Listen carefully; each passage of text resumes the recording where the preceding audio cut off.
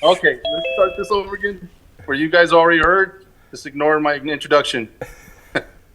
Welcome to Downtown Public Safety Echo. I am Officer Richard Cedillo with the Albuquerque Police Department. I've worked downtown. I've been working downtown for about 2.5 years. I've been in law enforcement for over 30 years. Whew, long time. Um, enough about me. Let's get on to the Echo. Today's didactic presentation will be UNM Street Medicine, presented by our personal friend who really helps us downtown as far as law enforcement is Lindsay Fox. So I can give you her credentials. She's an MSPAS, PA, but to me, she is a really good resource for us downtown area. Oh, well, thanks, Darryl. It's nice to be here. My name is Lindsay Fox. I'm a physician assistant with the University of New Mexico and director of the street medicine team. I'm so fortunate to work with the officers in the downtown area. Hi, Officer Cedillo. Good to see you. Betty Lou, as well as ACS. And so today's talk will center on the innovative things we are doing in collaboration with ACS and APD to really help folks get the services that they need when they need it the most. So I'm glad to be here. Thanks, Darryl. Good. So you can explain all those letters after your name? I sure Because Rich called them out, and I wasn't sure what they all meant. I don't know what they mean. They mean that I can actually take care of people on the streets. Good. And I'm grateful to be able to do that. And golf? Do you have a golf game at all? I got my first job because I knew how to golf. And my first job was with the Bank of Tokyo back in the 90s. And so I play golf pretty regularly. Wow. So, yeah. We have a ringer on. I don't know if I'm a ringer, but I play regularly. So I enjoy it. Hey, Darryl, Yes. just to let you know, I mean, Lindsay has helped us either house or get services for numerous people downtown. She's being a little, she might be able to elaborate later on, but I want to tell everybody that because she really, really has helped us with the downtown area. Oh, Yeah. thank you. No, the street medicine is amazing work, and we'll get into all the nitty gritty of that. But indeed, quite the champion on the streets there. Real quick, Darryl. Yes. Not only with Lindsay, we also ACS with Deidre and Ernest. Ernest, yeah. Sorry, Lindy. No, They have been really, really they're a good team. great resources for us. Yeah, it's been huge for downtown to have them dedicated to this area, and really been able to saturate the community down here. Thanks, Darryl. I think I can read it from over here. Well, hopefully No, you're fine. Good, okay, just making sure. All right. So let's go back, to the... one more? Yeah, because that's a really important Oh, okay. Yeah. picture. All right, so we're gonna pick up where we got cut off there, and Lindsay, go ahead. I had a fancy introduction here because again, the work you do is really important. For the unhoused and the mentally ill in our streets, life is hard. We have expanded our abilities to connect them with services, yet there are so many.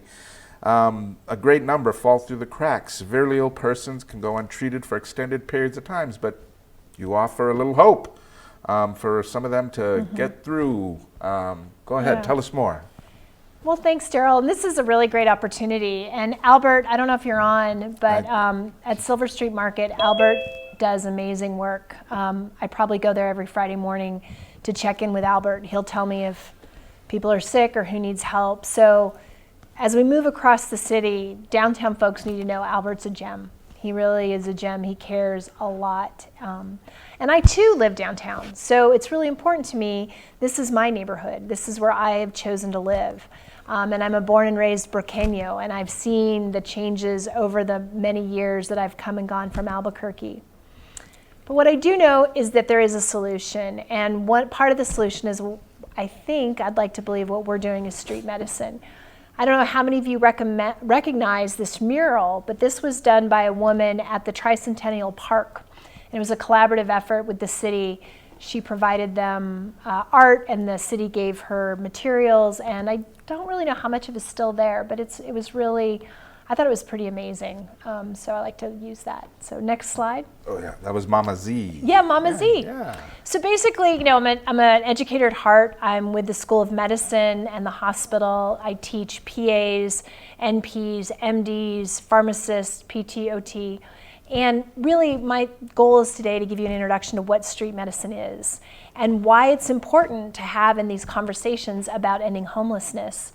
And then how does street medicine look in Albuquerque and what are the impacts we're seeing? So hopefully you can get that from today's little conversation.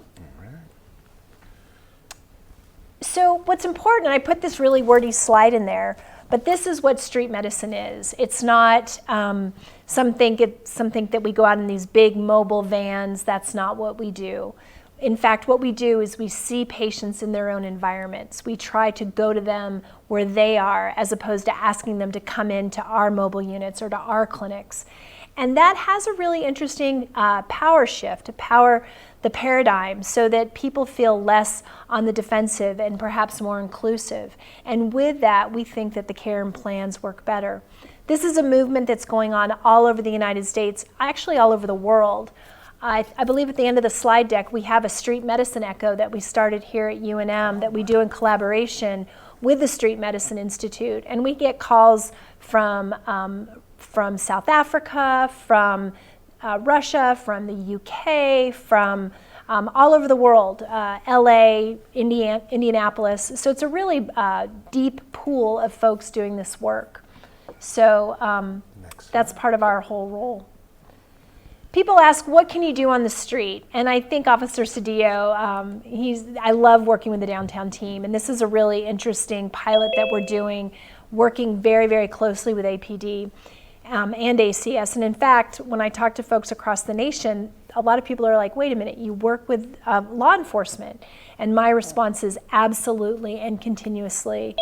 We are so lucky in this city to have officers, particularly the ones that I know most well downtown, who are willing to lean in and recognize there's other ways than incarceration and how can we prevent this. And we meet every other week, I think, Officer Cedillo, to sit down and talk about how we can help the folks on our street. But what is street medicine?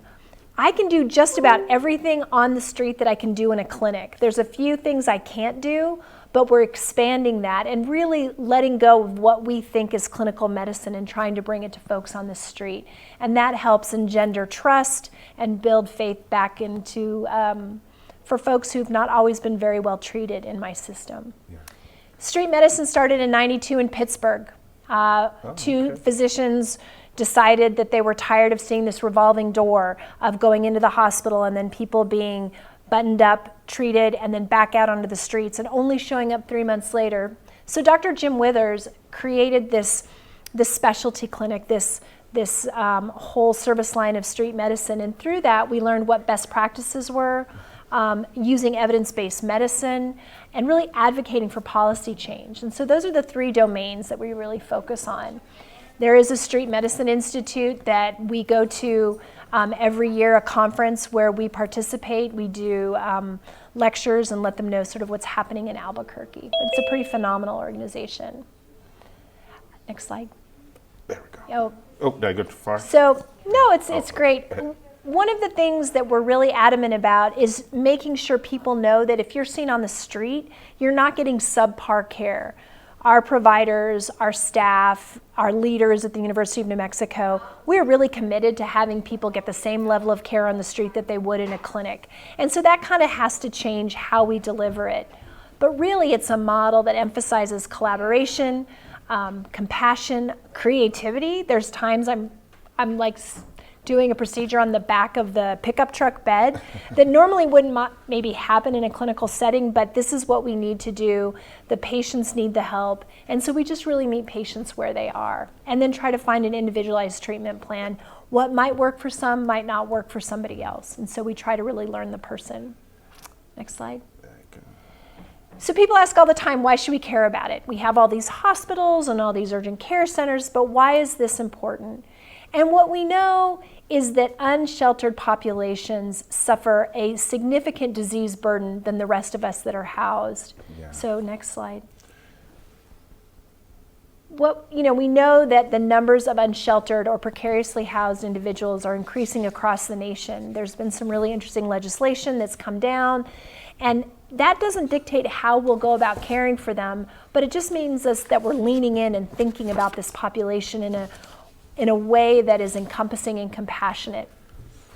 What we also know too is during the pandemic, we saw ways to solve unsheltered homelessness. However, we changed some of those policies once we came out from the pandemic. But it was that shift, Darryl, it was that moment when it was like, we actually have a chance at this. Yeah.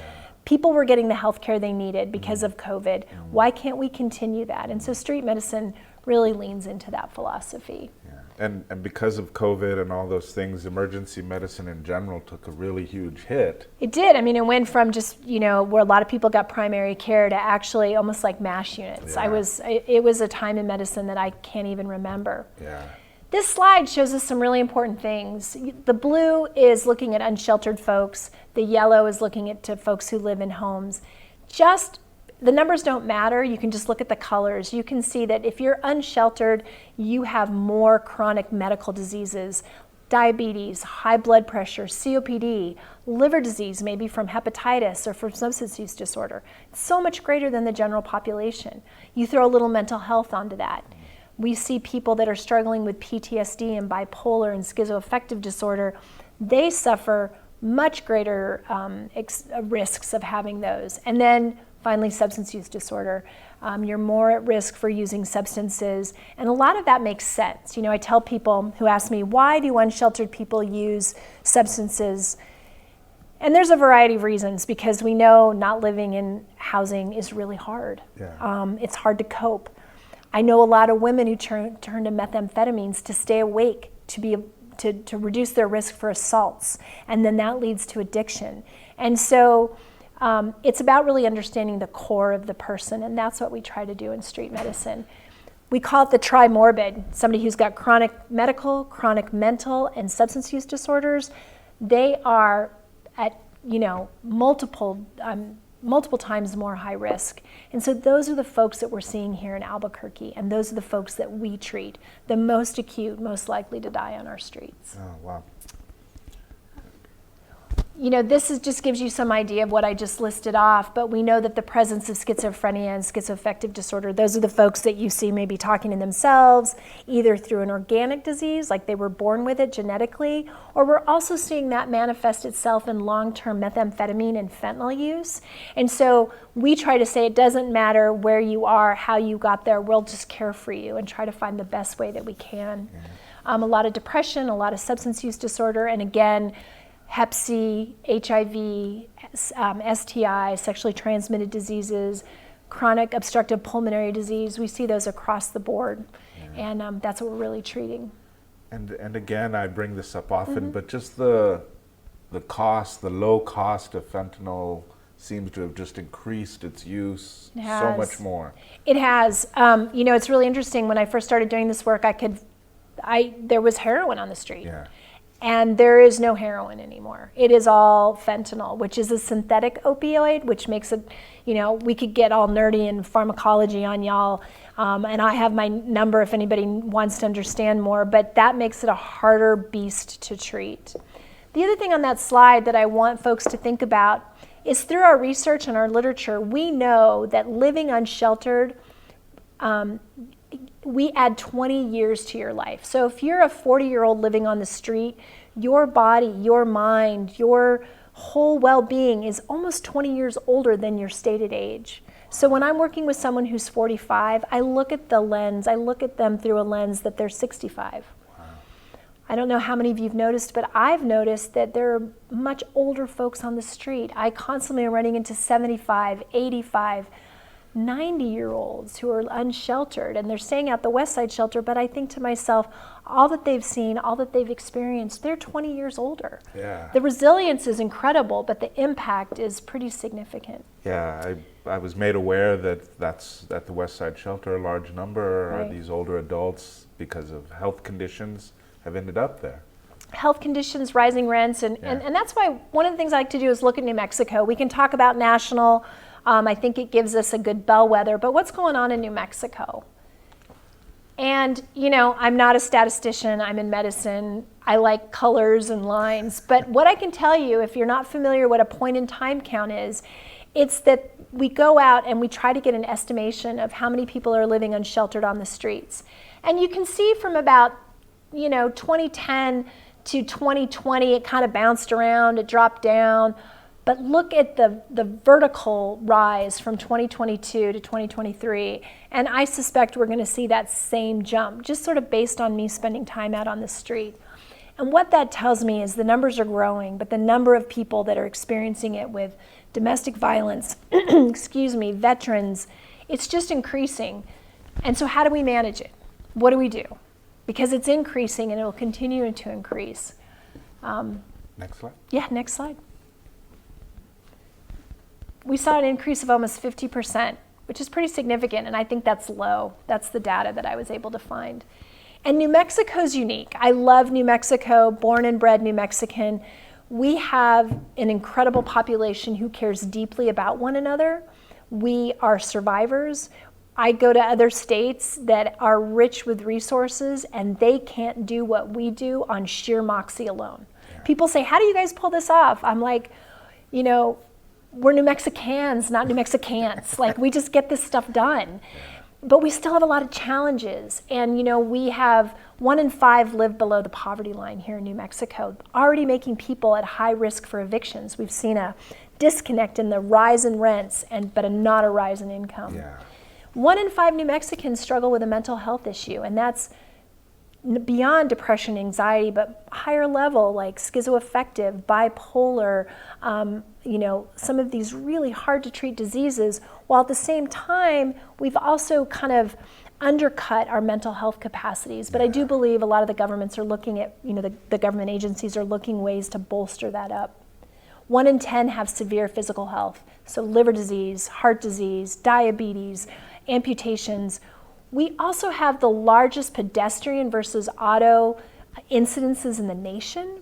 So when you think about just crossing the street, getting hit by a car, that's going to bring a whole host of challenges. And so, and then number 1 in alcohol-related deaths and number 2 in overdose deaths. This is really having us lean into how can we help those unsheltered folks. We can't keep asking them to come back to our services, back to our facilities. We need to go to them, and that's what we're doing. You know, our street medicine is small. UNM, Center for Inclusive Health, with which we started to deliver mobile medical care, is in its very early stages. But I like to say we're small but mighty. We've brought some experts on our team who really did street medicine in the Bay Area and have brought that expertise here. The University of New Mexico, different divisions. We have psychiatrists that go out with us every Friday. We're all trained in treating substance use disorders, so we're able to start Suboxone right there on the street to help with opioid addiction, fentanyl addiction.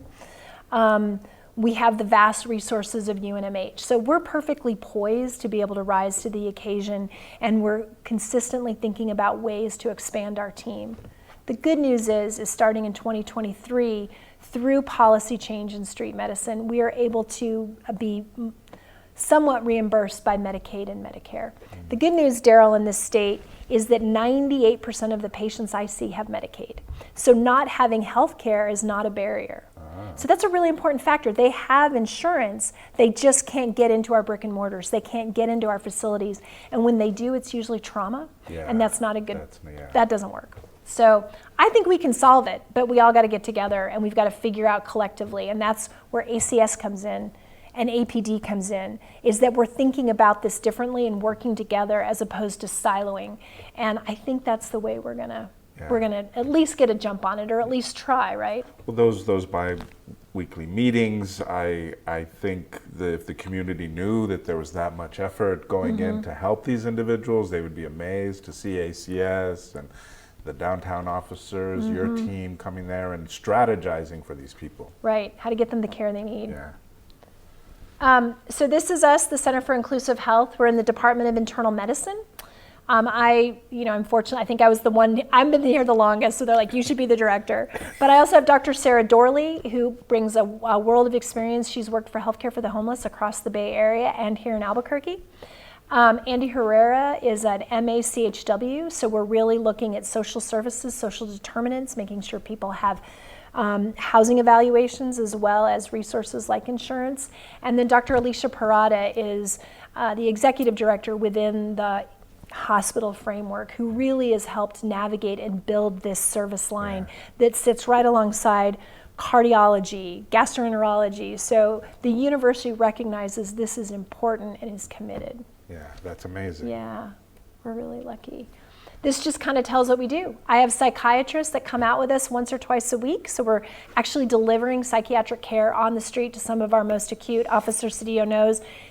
His team will say, hey, someone is really struggling down on First and Gold, and we will take the psych team and we will figure out what we need to do, and if they need emergency services, we'll get them what they need. We take care of a lot of dogs, not as a vet, but as just, puppy love, and bring dog biscuits, because what I found is that people are so concerned about their animals that they actually forego their own care.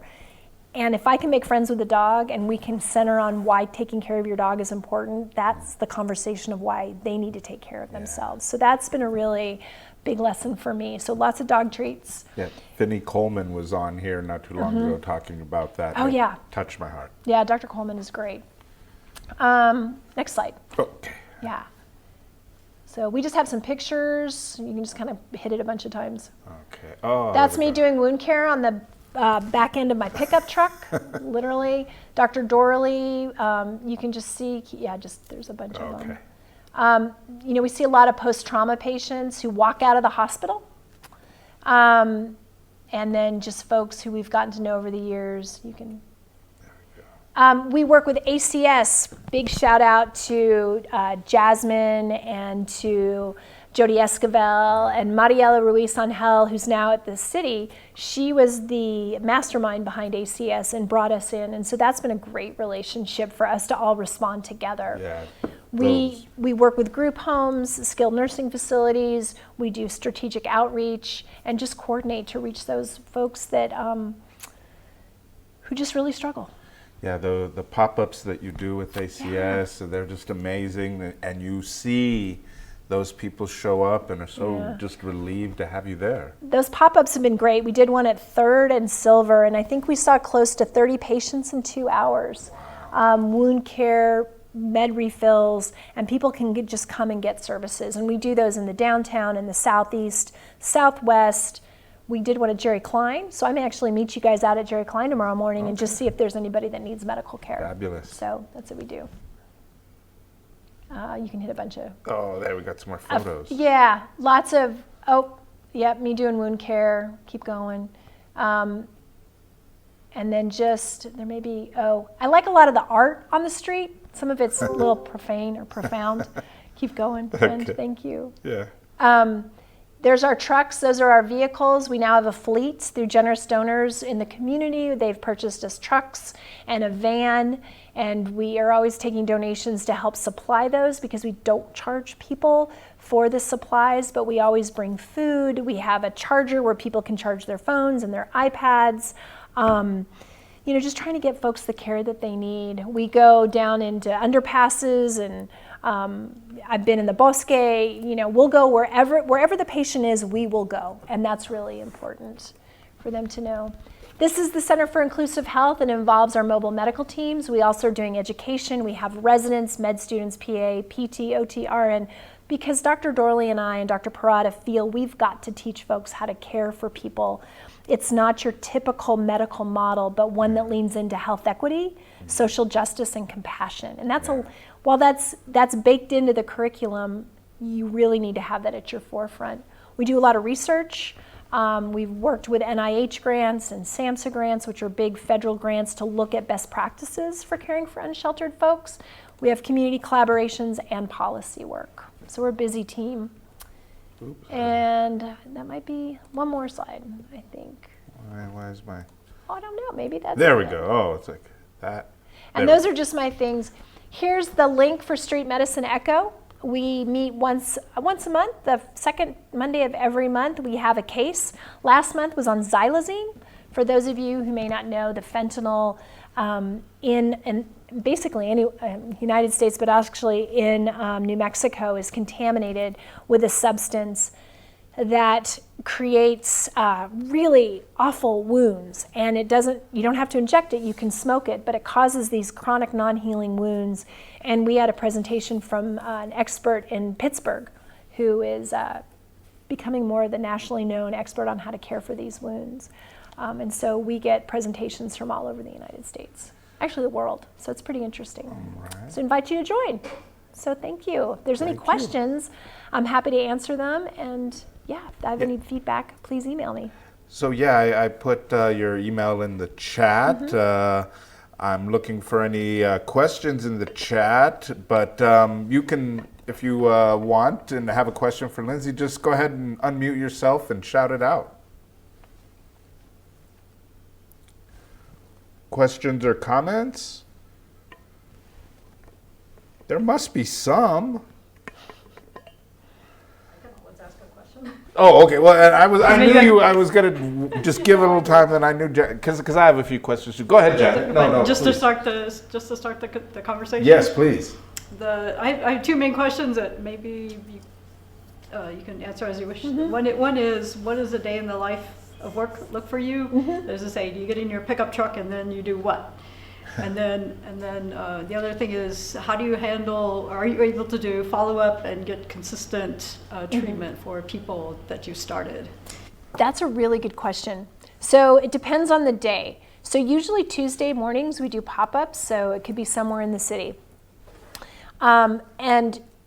But if we don't have a pop-up, we can divide into two teams. And so we always try to send a team downtown, either on Tuesdays or Wednesdays and sometimes Fridays. But we'll do walking patrols where we just put our backpacks on, park the truck somewhere, and then walk the alleyways. And a lot of that's in response to the meetings that we had earlier with APD.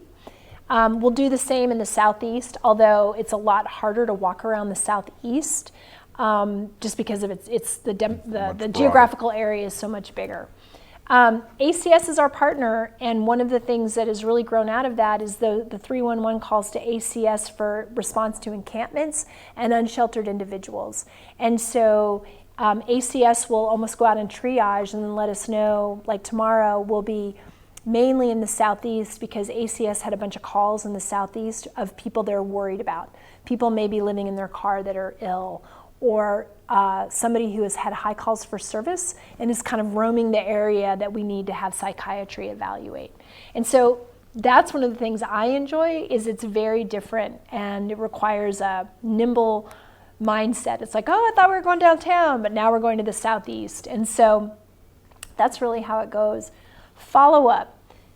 Follow-up's really important. And follow-up is not just based on, can I follow this patient, but also does this patient trust me? And so we spend a lot of time building trust. When you go to the doctor, for those of us that have primary care, they're usually like, well, you need to do X, Y, and Z, and you need to take all these medications. What we try to do in street medicine is really dial into what's important to that person and make that front and center. And then that is something that we build trust and build relationships with. And quite honestly, we are pretty successful at follow-up because people know where we're going to be. They also know how to get a hold of the ACS responders. I think Officer Cedillo mentioned there's 2 ACS responders down here that the folks living on the street know Deirdre and Ernest and will say, hey, I need to see the doc on Friday, and Ernest and Deirdre will let us know. For some folks, they want to come and see me in a brick and mortar. And if they're willing to do that, I have space to bring them into my clinic, and then we can get them if they need specialty care, either cancer care, GI, pulmonology, whatever. So, and we also have really good snacks in our truck. And so people are like, oh, there's the snack truck, but whatever that takes, right? That's important.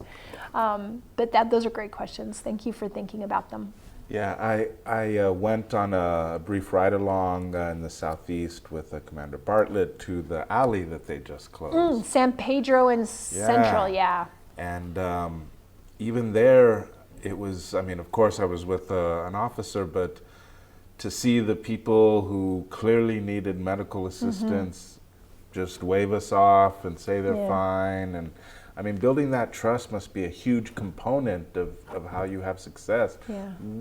What, I mean, apart from the snacks and I mean, what does your staff try to do to build that trust? You know, I think for a lot of folks that are unsheltered, maybe with severe mental health or severe chronic diseases, and they've gone into the emergency room, I mean, our emergency rooms are not the place to get care, but they're really good if you really need it. Yeah. And sometimes you wait a long time. And folks may feel that the emergency room doesn't care about them. And I'm here to tell you that I work with a lot of ED providers, and they do care, that just the volume. The volume, yeah. So they may feel, unsheltered folks may feel that the medical system doesn't care about them. Because for a lot of folks that are unsheltered, they know that a lot of people in society just want them to go away. So imagine living in a world where people want you to physically disappear. What we do is intentional, is that we will just keep coming back. Yeah. So walking that alley, I've walked that alley multiple times and met folks living there. And first time they say no, and then I show up the next week and they're like, "You're back?" And I'm like, "Yep, I'm sure here." And it's this banter that we get. And they just keep saying, "You're back." And I'm like, "Yeah, I'm back. Here we are. You ready to work?" "Okay, well, no, here's some goldfish." And I just keep walking. But it's that consistency. We have a system that's very hard to access if you're housed, if you have an education, if English is your first language. Imagine not having a house. Imagine having mental illness. Imagine being super, super sick. It's got to be difficult. And so that's where that equity and compassion, just lean it in. Yeah. And that's all you can do. Sometimes it goes well, other times not so well. Not so well. So any other questions or comments? I did get my silly Zoom warning again, so the clock is ticking. So you have 9 minutes to get your conversation, because I really appreciate having Lindsay here, and again, seeing the work happen. I just feel it's a Herculean effort. I'm sure there's some more curiosity out there. I had a quick question. Yes.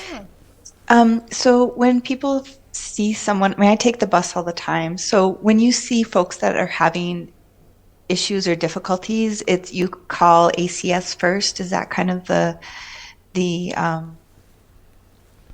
first step of trying to get someone help? You know, I think depending on the level, that's a great question. And depending on the level of help, right? Like if they're struggling to breathe, or it's really acute, right? Like they're bleeding, or, you know, that might be a 911 call. But I do know, and you know, maybe Janice, hi Janice, I'm running into Janice at ACS, you know, she may be able to understand the triage process better. But what ACS and what the city really, I think, wants to do is create pathways to get folks the help that they need. And so if that's a 311 call to report, and then that triage happens at 311, I'm not sure. But for us, we are dispatched either by walking on our units, by recommendation or referral from APD, or through ACS. Sometimes we get referrals from our own hospital for folks that are left against medical advice. But I might turf that to Janice, because it's funny, ACS just shows up. It's kind of like, oh, ACS is here. Okay, I don't know exactly how they're dispatched. But Janice, if you have a thought, that'd be great. No, I think just to back that up, Lindsay, I know the question was, you know, how do we kind of get someone the help that they need? So it definitely depends on the exact type of help that they need. If it's medical, if it's an emergency, obviously 911, and I maybe shouldn't say obviously, because sometimes it's hard to differentiate between what a person might actually need and whether it's actually mental health, behavioral health, or a substance use, or whatever else, because of the different problems that people are going through. So to get us out, some of the best options are 311, as Lindsay mentioned, or 242 cops, and specifically request ACS. I know some people are hesitant to call 242 cops because cops is in the name, but they don't understand that we're also dispatched by the same dispatchers that dispatch APD. And then we will get out there. Just as a reminder, we do have some of those high priority calls, since we are a behavioral health, mental health prioritized department. So we have the suicides, we have the welfare checks, we have the behavioral health concerns and issues as well. So CSUIs, they definitely depend on how they're triaged with the emergent need that they have or not. And as you guys were discussing, I was just thinking about all the numbers we've seen. Obviously it's summer. People aren't necessarily trying to go to the shelter because they're warm and they're okay outside, and that's how they feel. And sometimes they feel safer in certain areas. So if you call 311 or 242 cops, it might be a little bit of a wait, but we usually request that unless it's an emergency. And then we have the dispatchers over there as well as our ACS triage people who are currently over at ECC, and they do their best to vet each of those calls and to figure out what the emergent need is. Yeah. And also with the new transit officers and the activity on the buses, I imagine some calls will be generated from that as well. Probably. Yeah. I have to give a shout out to ACS if I didn't already. It's a national model. Yes. And it's a model that's being replicated by cities all over the United States. And it's incredible. Like, I didn't really understand what we had until I leaned in and started working with them more closely. But it's a great model that gets folks the help they need while being mindful of not pulling ambulances off or pulling officers off.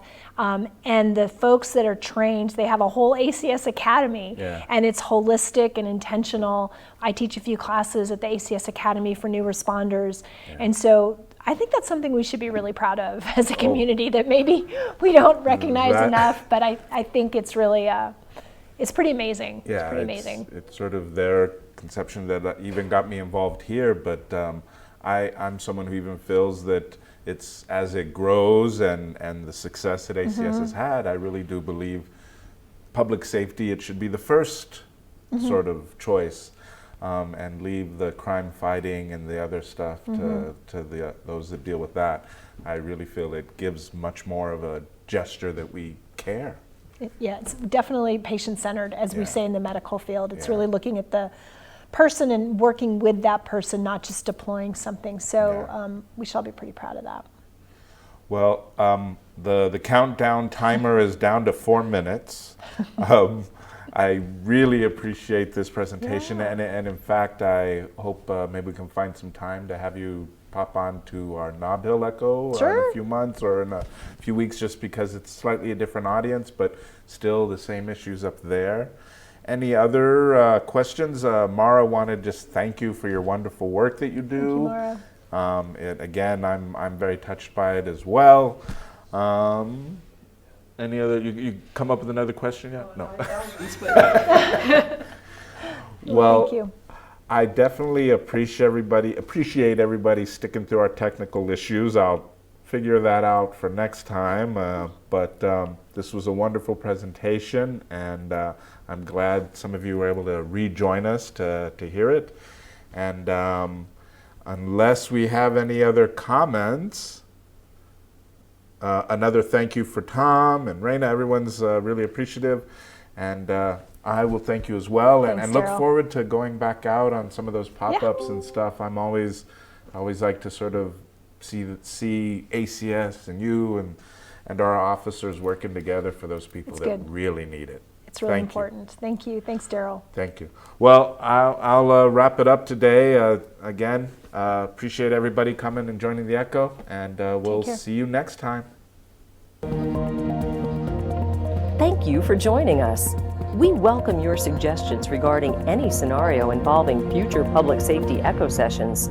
For more information, visit www.cabq.gov/echo.